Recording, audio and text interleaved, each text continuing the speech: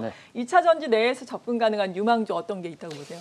뭐 둘 다 보시는 것도 나쁘지 않다라고 생각을 하는데 결국은 이제 지금 이제 LG 에너지 솔루션이 상장을 하면서 사실 이제 어떻게 보면 경쟁사라고 있는 게 CATL이죠. CATL 그렇죠. 같은 경우 시가총액이 워낙 크다 보니까 그에 따라서 이제 LG 에너지 솔루션 같은 경우는 뭐 디스카운트를 받다 하더라도 뭐 한 130조 정도까지 시가총액이 올라갈 수 있다라는 점에서 봤을 때 시장은 계속 크고 있다라는 게 어떤 반증이 아닐까 좀 싶고 네. 이런 측면에서 봤을 때 결국 이제 수익률 측면에서 봤을 때는 올해 제가 뭐 셀 3사나 오히려 장비주가 좀 더 아웃퍼폼할 수 있지 않을까라고 말씀을 드렸습니다만 결국 뭐 소재도 당연히 따라갈 수밖에 없는 상황이라고 좀 생각이 들고 있고 뭐 다만 이제 앞서 말씀드렸던 것처럼 소재 같은 경우는 작년에 워낙 좀 시세가 많이 나왔기 때문에 사실 뭐 시세가 좀 크게 나왔다는 것 자체는 이제 실적 관련돼서 2023년, 2024년도까지 좀 끌어쓴 어떤 좀 경향이 있다 보니까 2025년에 대한 어떤 좀 실적이 좀 나와야 된다는 측면에서 좀 시간이 걸린다 볼 수 있을 것 같고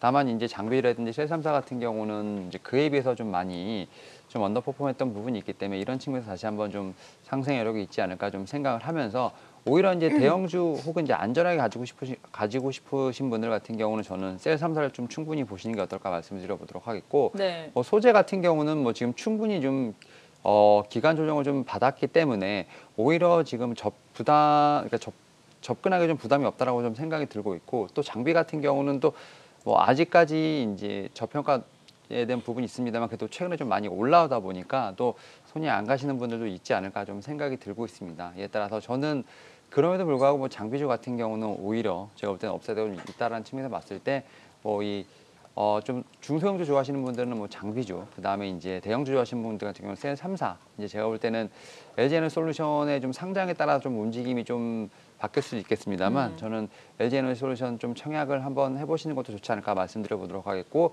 좀 이렇게 여건이 안 되신 분들 같은 경우는 어떤 대안주로 SK이노베이션 한번 말씀을 드려보도록 하겠습니다. 네, 맞아요. LG 에너지 솔루션 오늘과 내일 또 일반 청약을 받게 되는데 계좌 개설하려고 또 증권사에 상당히 많은 분들이 또 몰려서 어제 증권사 객장이 북적북적 오랜만에 했다 이런 소식도 있거든요. LG 에너지 솔루션 상장을 앞두고 LG 화학 같은 경우에도 저점을 찍고 사실 최근엔 많이 올라왔어요. 현황에 대해서도 정리를 좀 해볼까요? 일단 에너지 솔루션 모든 분들이 관심이 있는데 에너지 솔루션에 지금 시장에서 전문가들이 예상하는 시총이 적정 시총이 약 90조에서 100조 정도 되거든요. 그 상장 공모가로 치면 70조인데 그렇게 보면은 상승 여력이 상장 후에 한 20%, 25% 보는 게 맞다고 생각을 합니다. 그런 전문가들의 그 적정 시총 90조, 100조는 의견이 없는데 그보다는 지금 그 이후에 패시브 자금들이 살 수밖에 없는 패시브 자금들의 수요가 어느 정도 있을 거냐, 그게 좀 약간 관건이거든요. 실제적으로 보면은 LG 에너지 솔루션이 상장을 100조까지 올라간다고 하면은 코스피 시총 2위입니다. 거기까지 굉장히 올라갔는데 지금 보면 재밌는 게 현재 LG화학 시총이 50조거든요. 네. 그러면은 상장에서 분리돼서 상장하는 게 100조까지 간다. 약간 어떻게 보면은 약간 의아할 수 있는데 그만큼 LG 솔루션이 좀 더 상승을 하게 된다면 LG 화학도 분명히 그에 따라서 지분을 갖고 80%를 갖고 있는 LG 화학도 분명히 상승 여력이 있다고 생각을 하고요.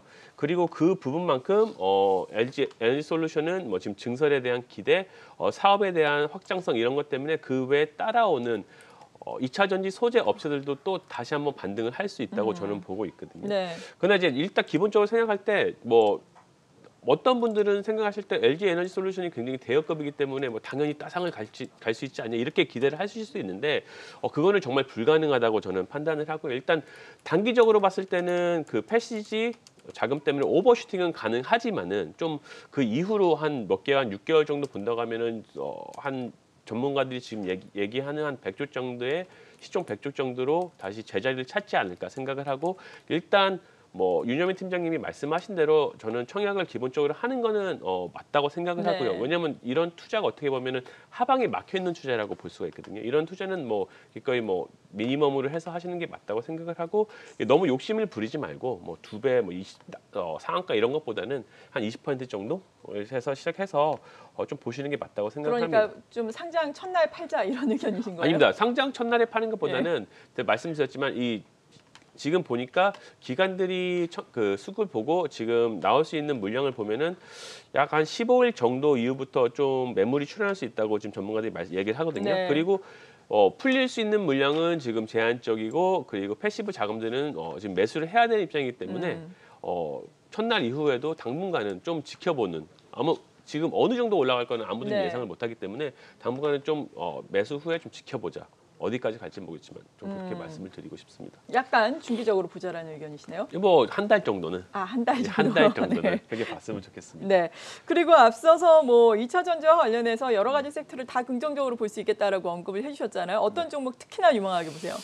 일단 뭐 소재 쪽에서 좀 한 종목을 좀 말씀을 드리면 이제 코스모신 소재를 좀 말씀을 좀 드려야 될 것 같아요. 최근에 이제 MLCC하고도 좀 연관이 있는 종목이라 좀 말씀드릴 수 있을 것 같은데, 그렇죠. 예, 지금 삼성전기에 지금 2형 필름을 좀 공급을 하고 있는 상황이죠. 거의 이제 삼성전기가 필요로 하는 2형 필름 중에 한 70% 정도를 이제 코스모 신소재가 책임을 지고 있다 말씀드릴 수 있을 것 같은데, 사실 이제 삼성전기의 좀 공급량이 좀 늘어나면서 코스모 신소재 같은 경우도 지금 점유율이 좀 많이 올라가고 있는 상황이죠. 그래서 2형 필름 같은 경우는 세계 시장 점유율 지금 23%로 1위를 지금 점유하고 있다는 점에서 봤을 때, 사실 지금 최근에 삼성전기부터 시작해서 LG이노텍 같은 사실 이제 좀 IT 부품 쪽, 그다음 특히 이제 MLCC 관련된 쪽에서도 좀 어느 정도 좀 주목이 되고 있는 부분이 있기 때문에 이런 측면에서 분명히 이제 이 회사 같은 경우도 다시 한번 주목을 받을 수 있지 않을까 좀 생각을 하고 있고, 그리고 두 번째로 이 회사 같은 경우 뭐 양극재 관련된 부분에서 작년에 분명 시세가 나왔습니다만 여타 양극재 좀 회사들이죠. 지금 LNF라든지 에코프로비엠이 워낙 이제 좀 시세가 크게 나왔기 때문에 상대적으로 그 양극재 회사들 중에서는 조금 시세가 덜 나왔다. 이에 따라서 좀 4대 소재 중에서 양극재 쪽으로는 그나마 좀 업사이드가 있지 않을까라는 좀 생각을 하고 있고, 특히 뭐 실적 같은 경우 이제 작년에 한 3,300억 정도, 그다음에 영업이익 한 220 정도 지금 예상을 하고 있는 부분이 있는데, 제가 볼 때는 이런 부분에서 특히 이제 2차 전지 양극재 시장에 대한 어떤 가능성에 대해서도 다시 한번 올해 좀 봐야 되지 않을까 좀 생각을 하고 있는데, 일단은 사실은 이제 전방 산업에 대한 부분뿐만 아니라 지금 이제 전기차 쪽에 대한 부분이 이제 어떻게 보면 휴대폰 쪽으로도 좀 어떻게 보면 양극재 시장 관련된 부분이 좀 넓어지고 있는 부분도 있기 때문에 분명히 이제 전기차 시장 관련된 부분에서 많이 좀 주목이 되고 있습니다만 양극재 시장도 좀 넓어질 수 있다는 점에서 올해도 분명히 지금 성장성에 대한 부분이 충분히 확보가 되지 않았나 생각하면서, 올해 지금 매출 같은 경우 뭐 5천억까지도 지금 예상이 되고 있는 부분이 있습니다. 지금 작년에 뭐 3,300억 정도 예상이 나오고 있는데, 결국 그 얘기는 뭐 한 50% 이상 지금 성장할 수 있다는 측면에서 봤을 때 제가 볼 때는 코스모 신소재도 좀 소재 쪽에서 한번 봐야 되지 않을까 좀 말씀을 드려보도록 하겠습니다. 네, 2차 전지와 더불어서 MLCC 쪽도 증설 이슈가 있는데 MLCC와 관련해서는 투자 의견 잠시 후에 다시 한번 들어보겠고요. 그리고 김동천 차장께서는 2차 전지와 관련해서 어떤 종목 유망하게 보고 계세요?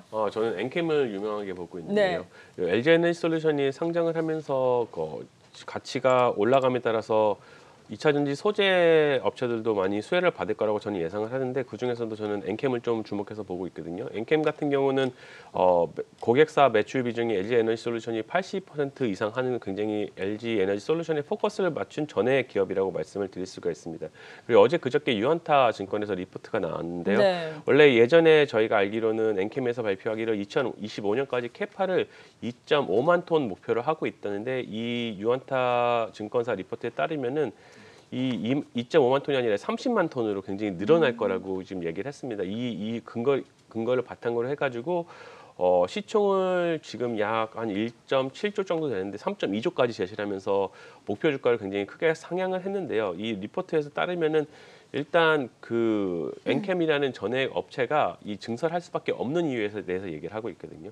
지금 보면 미국 시장에서 SK온이 이제 최근에 그 증설 발표를 하면서 누가 그러면은 이 증설에 대해서 가장 큰 수혜를 받을까 예상을 한다고 하면 리포트에서는 엔캠이라고 얘기를 하고 있습니다. 일단 엔캠이 지금 포드의 F150 트럭을 솔벤더로 혼자 단독으로 공급을 하고 있고, 미국에서 SK온이 증설을 한다고 하면은 현재 단독 벤더로서 엔캠이 유력한 또 단독 벤더로 증설에 수혜를 입을 거라고 생각을 하고 있고요. 그리고 전액을 좀 본다고 하면은 어떻게 보면 전액이 LiPF6라는 그 전해질이 필요로 하는데 네. 이 전해질의 가장 큰 가격을 좌지우지하는 게 리튬 가격입니다. 최근에 리튬 가격이 굉장히 오르면서 LiPF6 가격도 굉장히 오르면서 엔캠에서 이 부분에 대해서 굉장히 좀 많은 손실이 좀 났었는데요. 이런 부분에서 다른 전액 회사보다도 엔캠은 이 원재료에 대해서 지금 자기들이 내재화 쪽에서 굉장히 지금 신경을 쓰고 있습니다. 일단 내재 신경을 굉장히 많이 쓰고 있고요. 그리고 장기 계약에도 신경을 쓰고 있기 때문에 이 가격 변동성에 대해서 어느 정도 다른 타 업체에 비해 해지를 할 수 있는 부분이 있다고 생각하기 때문에 이런 증설에 대한 캐파 증설에 대한 모멘텀 그리고 또 가격 변동성에 대한 해지 이런 부분에 봤을 때 엔캠은 좀 굉장히 관심 있게 보고 있고요.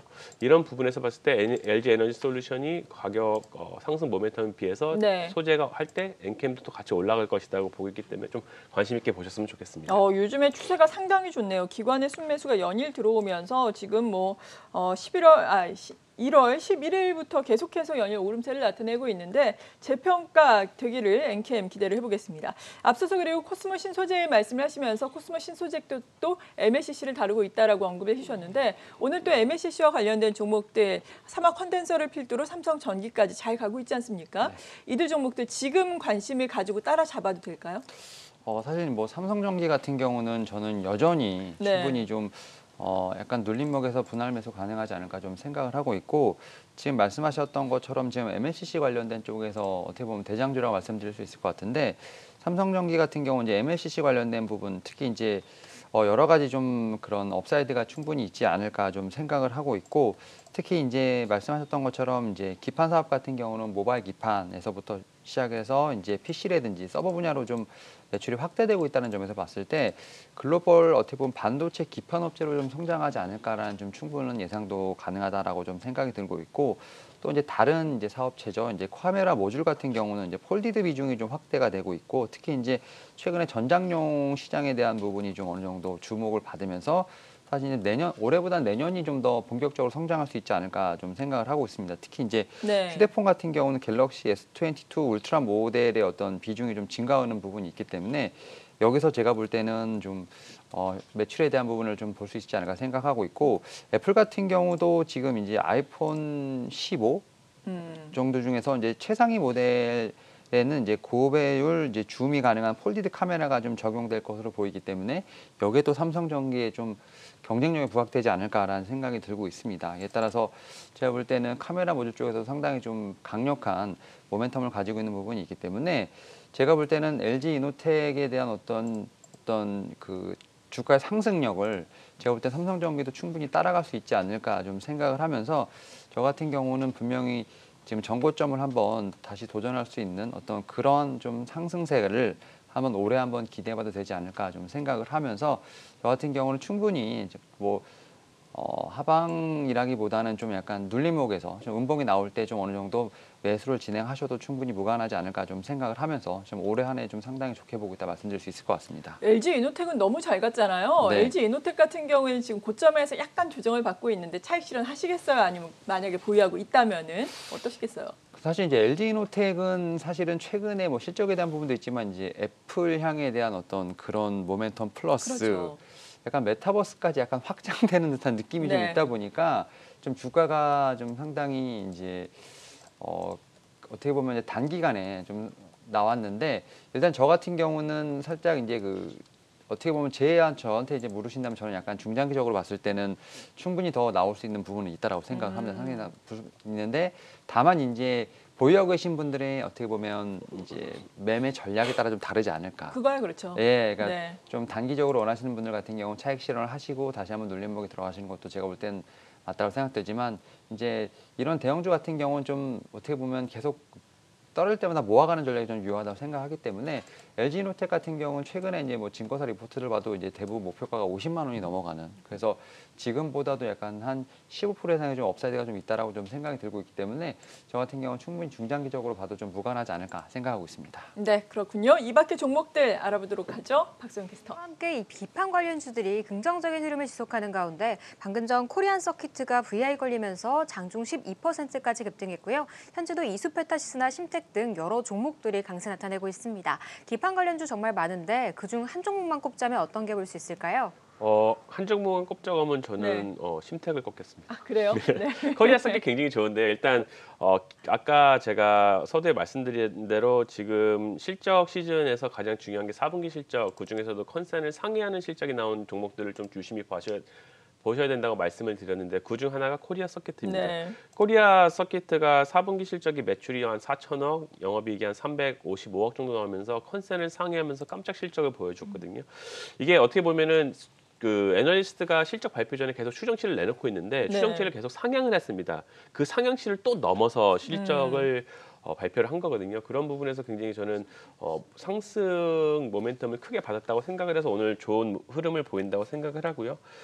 심텍 같은 게 요즘 보면은 기판, 메모리 기판 쇼티지가 굉장히 심합니다. 그래서 네. 뭐 코리아 서킷뿐만 아니라 뭐 심텍 그리고 뭐 BH 그런 어떻게 보면은 자동차 리드 프레임을 하는 해성 DS 등 이래 기판하는 업체들이 4분기 실적이 굉장히 좋은데요. 뭐 제가 얼마 전에 김놓고 하나금융투자 애널리스트와 미팅을 가졌는데 거기서 말씀을 하시기는 4분기 실적 같은 경우는 뭐 일회성 비용이 굉장히 많은데도 불구하고 일회성 비용을 뭐 보너스 등 이런 걸 터는데도 불구하고 이 기판 업체들은 굉장히 좋은 실적을 내고 있거든요. 이런 부분에서 뭐 코리아 서킷은 당연하고요. 심텍 같은 경우도 지금 최근 영업이익이 정말 급격하게 상승을 하면서 네. 모든 애널리스트의 전망을 뛰어넘고 있는 상황입니다. 이런 상황이 지금 김덕기 애널리스트에 따르면은 올해도 계속 지속될 거라고 예상을 하고 일단 지금 기판 업체들 중에서 코리아 서킷이 발표를 하고 제가 알기로는 해성 DS도 발표를 한 걸로 알고 있는데 좀 발표 안 한 지금 업체들이 몇 군데 있거든요. 네. 그런 업체들을 저는 미리미리 좀 담아가는 것도 약간 실적에 대한 단기 트레이딩 쪽으로 보시면서 담아가는 것도 좋다고 보기 때문에 일단 실적을 중심으로 해가지고 어떻게 보면 좀 약간 단기 트레이딩으로 갖고 그 이후에 한 번 더 좀 눌림 목공이 나올 수 있으니까 그런 부분에서 좀 다시 한번 담아가고 중장기적으로 보유하는 전략 좀 좋다고 보거든요. 그런 부분에서 기판 부분은 좀 굉장히 좀 유심히 보셨으면 좋겠다고 말씀을 드리겠습니다. 앞서서 실적 호전주를 담아가야 한다라고 말씀을 해주셨는데 거기에 부합하는 것이 기판과 관련된 종목이 되겠네요. 해성 DS도 언급을 해주셨는데 해성 DS가 또 잠정 실적을 4분기 벌써 발표를 했거든요. 예상치를 상회하는 실적을 발표를 하면서 목표 주가 상향 추정 리포트 계속해서 나오고 있어요. 오늘도 긍정적인 리포트가 나오면서 오늘 또 52주 최고가 경신을 하고 있는데 또 무섭게 올라가고 있어요. 기관의 순매수 계속해서 이어지고 있고 안 가지고 계신 분들은 어떻게 해야 될까요?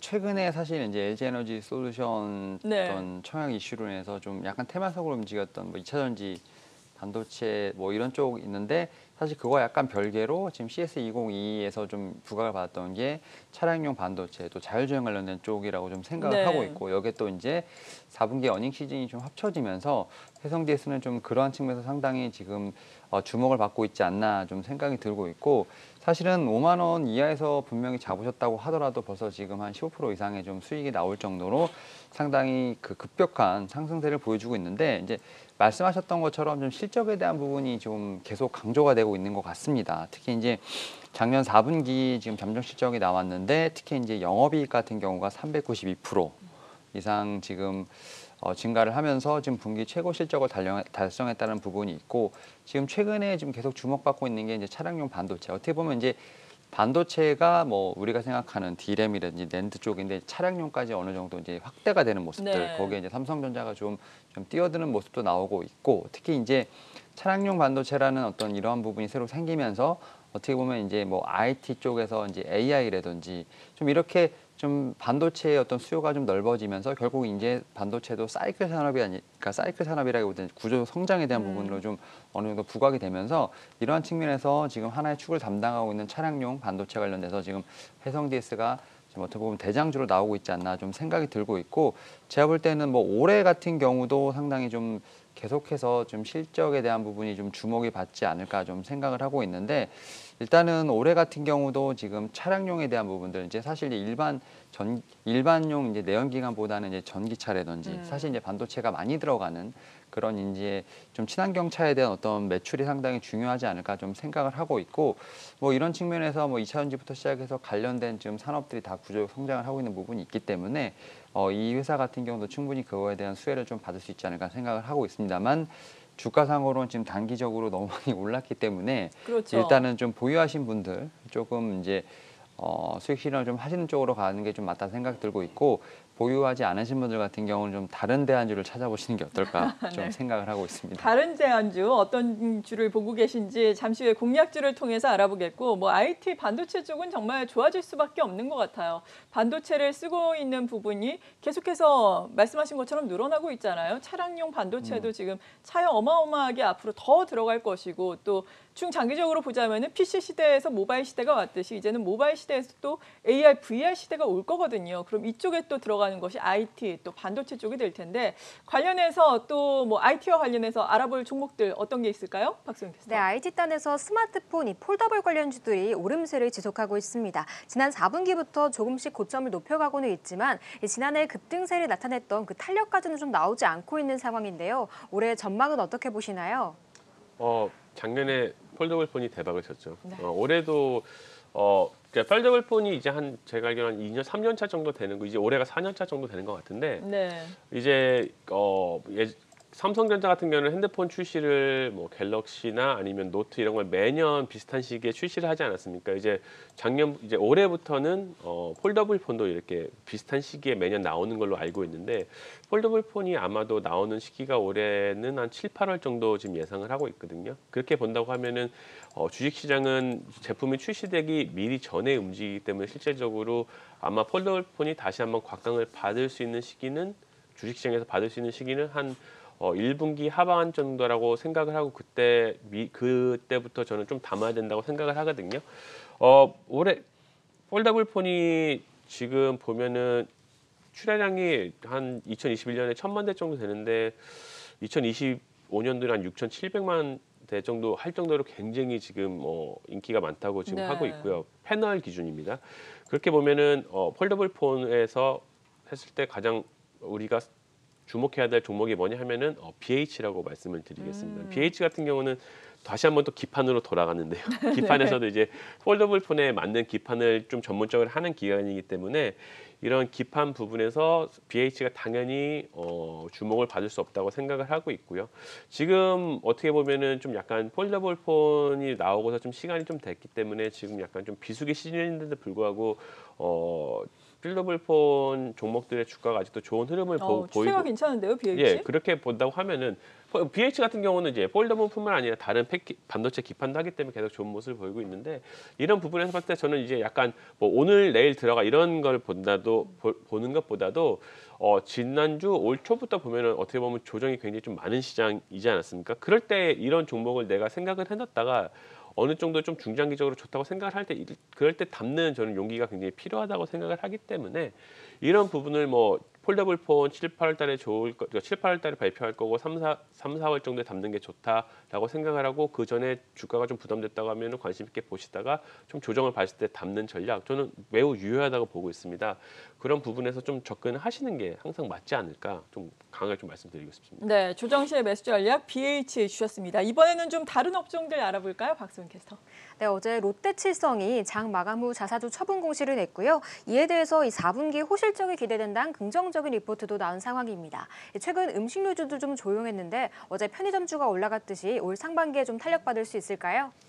예, 일단은 음식료주 지금 상당히 최근에 각광을 받고 있는 부분이 있습니다. 네. 사실 인플레이션 관련된 부분도 있다 보니까 사실은 이제 좀 하반기, 그러니까 작년 하반기부터 이제 곡물가 랠리가 좀 펼쳐졌죠. 그러다 보니까 이런 부분에 있어서 좀 가격에 대한 정가가 좀 상당히 필요했던 부분이 있는데 이런 부분에서 음식료도 제가 볼 때는 좀 어느 정도 가격이 정가가 좀 되는 부분들 좀 충분히 있지 않을까 좀 생각을 하고 있고 이런 부분을 통해서 지금 두 차례 판가 인상 효과가 좀 어느 정도 좀 나오지 않을까라는 생각을 하고 있습니다. 특히 이에 따라서 뭐 주류 쪽이라든지 음료 쪽에 대한 부분도 어느 정도 실적이 다시 한번 나오지 않을까 좀 생각을 하고 있는데 그 중에서 이제 확실히 좀 눈에 띄는 이제 종목이 롯데칠성이 아닐까 좀 생각이 들고 있고 특히 롯데칠성이 오늘 조금 강력한 제가 볼 때는 좀 상승이 나오고 있다. 음식료 중에서 좀 말씀드릴 수 있을 것 같은데 다만 이제 음식료 섹터에 좀 약간 좀 안정성에 대한 부분은 분명히 강조가 돼야겠습니다만 여전히 좀 거래량은 좀 많지 않고 사실 좀 종목들이 좀 무겁다 보니까 네, 맞아요. 약간 다이내믹한 트레이딩을 원하시는 분들에게는 살짝 제가 볼 때는 조금 맞지 않는 종목이 아닐까 좀 생각을 하고 있습니다만 실적을 어떻게 보면 바탕으로 해서 좀 주가가 좀 제가 볼 때는 안정적으로 좀 흘러갈 수 있는 부분이 있기 때문에 오히려 좀 이제 대부분의 좀 어떤 외부 변수에 좀 많이 흔들리거나 좀 이렇게 좀 다이나믹한 좀 변동성이 싫으신 분들에게는 오히려 이런 종목들이 제가 볼 때는 상반기에는 상당히 좀 유효한 종목이 아닐까 생각을 하고 있습니다만 뭐 여전히 저는 뭐 성장주에 대한 부분을 좀 많이 말씀을 드리기 때문에 좀 본인의 어떤 매매 스타일을 좀 잘 체크를 해보시는 게 어떨까. 다만 확실히 지금 음식료 업종 같은 경우는 좀 바닥을 지지하면서 올라오고 있고 확실히 좀 방어줄수 역할을 충분히 해줄 수 있다라고 좀 말씀을 드려보도록 하겠습니다. 네. 그런데 음식료 쪽 종목들을 좀 보다 보니까 최근에 또 라면 가격 뭐 인상과 더불어서 우리가 관심을 가질 수 있는 삼양식품이라든지 롯데 네. 같은 종목은 바닥을 찍고 많이 올라왔거든요. 네네. 그런데 아직까지는 뭐 주류 소비가 많지 않은 것인지 하이트 진로는 여전히 바닥권이에요. 네. 하이트 진로 어떻습니까?